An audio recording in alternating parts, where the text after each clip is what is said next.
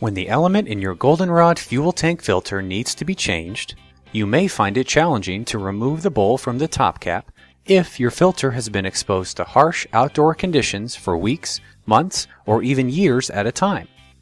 You can easily shatter the filter bowl when using a pipe wrench or a similar tool, forcing you to replace it along with the element.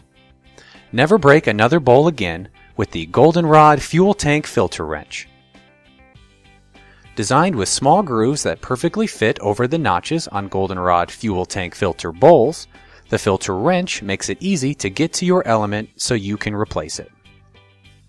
Also, because of its low price and weather-resistant plastic, you don't have to remember to carry it around all day.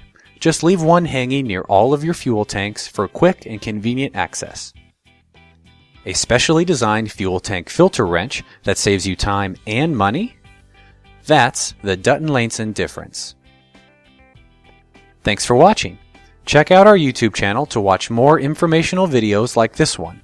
Then let us know what product you'd like to see featured in the next DL Difference video.